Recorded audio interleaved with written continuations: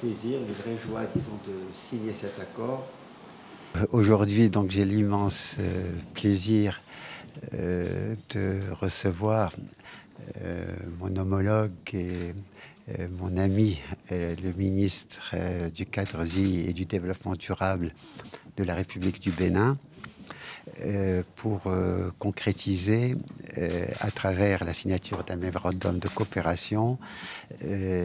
concrétiser donc des perspectives de coopération dans des domaines d'intérêt commun. Et vous savez que nos pays africains, le Bénin comme le Maroc, sont confrontés à des phénomènes d'urbanisation accélérée,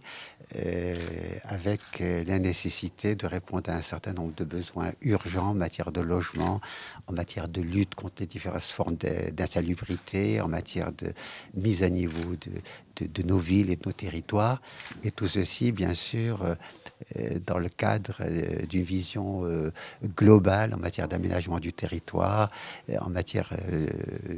d'urbanisme. C'est donc des intérêts,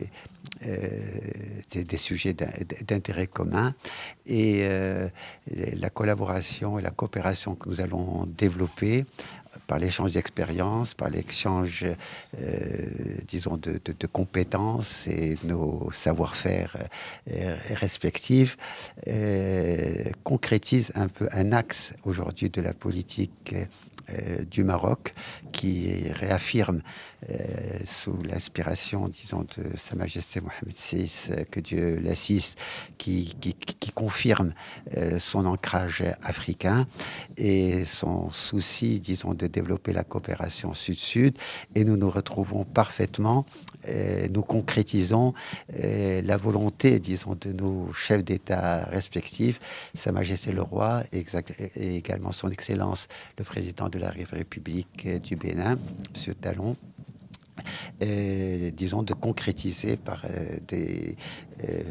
actes concrets de coopération, disons, cette volonté, disons, d'aller plus loin dans un domaine essentiel, disons, pour les développements de nos pays respectifs.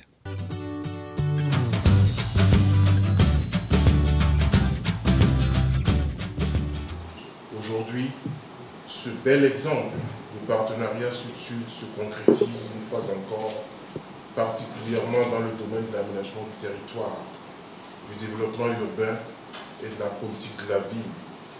un secteur pluridimensionnel et transversal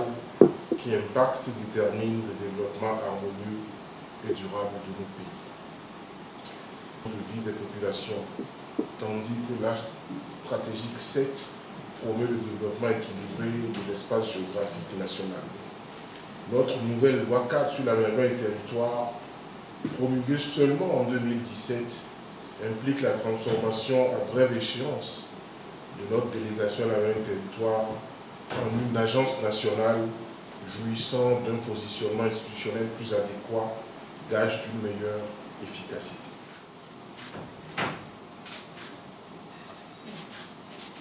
Très bien.